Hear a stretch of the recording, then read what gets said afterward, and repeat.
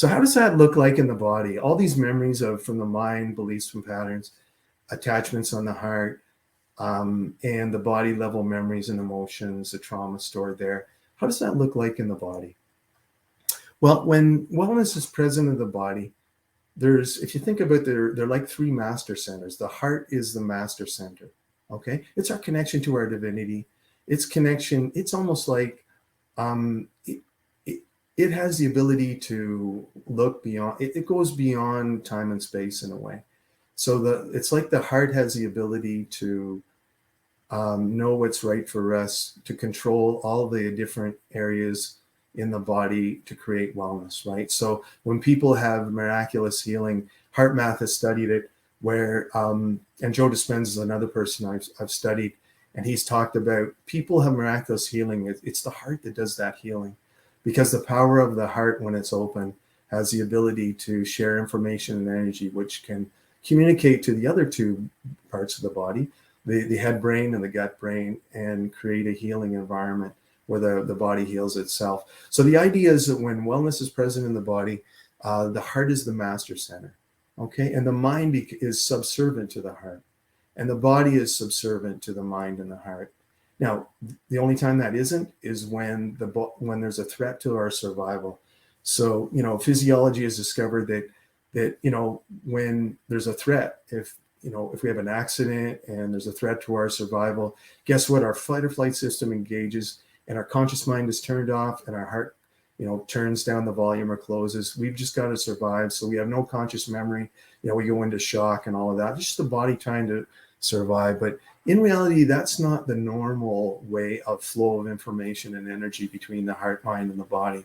So when wellness is present, the heart is the master, the mind is subservient, and the body is subservient to the mind and the heart. And there's unity of mind, heart, and body. So what does it look like when wellness is not present in the body? So that would be the exact opposite. There's going to be a lack of information and energy flow between those centers, okay? The three centers may act independently. So what would that look like?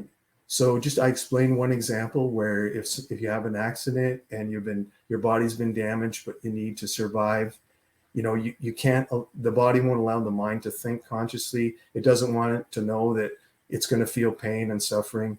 So it turns that off, and the heart is kind of turned down as well. The heart takes the back seat. So this is where, the mind or body become the master center.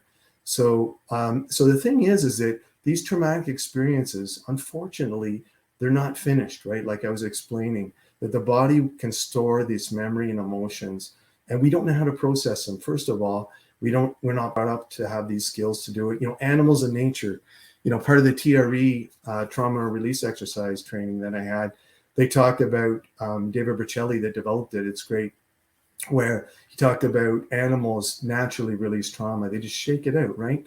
But because we have an intellect and a mind, we can interrupt the process for various reasons of releasing that energy out of the body. So we have to find a way to do that. So the idea is that when we get stuck in that, we have these memories stored in the body. Guess what? It programs the mind to support those emotions that are stored in the body. So we have a fear of water. Let's say something happened when we were a child and we almost drowned in the tub or something like that as a baby. So we have this fear of water, right? So anytime we get near water, the body goes off. So what happens is it creates a feedback loop of information to the mind, and the mind supports it. So anytime we go near water, the mind understands what that is, and the body and mind act within that, right? So what's missing in this? So we're stuck in this loop of between the mind and the body. But the missing part is the heart intelligence. And what is that again?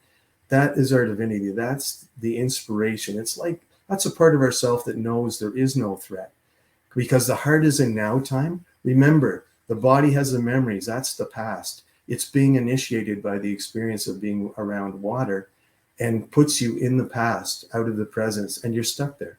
So this plays over and over within our consciousness. So until we can clear the energy out of the cells, those memories and the energy associated with the memories, then we're stuck, right?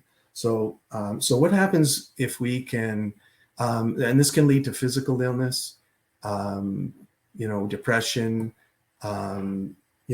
constantly living in fight or flight.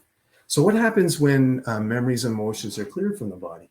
So just again, we're kind of back to the first slide where there's a normal flow of energy and information between the heart, the mind, and the body, right?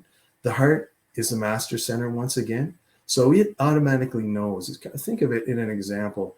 It's kind of like you're going down a dark, you're walking down in a downtown or something, and there's a dark alley you're walking by and you hear a noise, and your mind might say, oh, is there someone there? And it's like your body goes off at the five senses. It's unsure. It doesn't know. Well, your heart is a part of you that knows. It's multidimensional. It actually knows if there is a threat there because it's beyond time and space, right?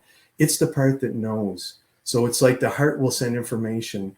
When it gets the information from the body, it hears there's a sound and the mind goes into, oh, maybe there's somebody in there. Maybe something's going to happen. Somebody's going to jump out and take my wallet or something, or beat me up or something like that.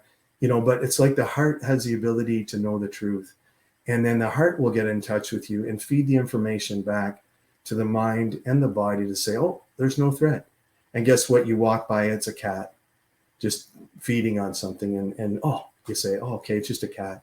I have nothing to worry about, right?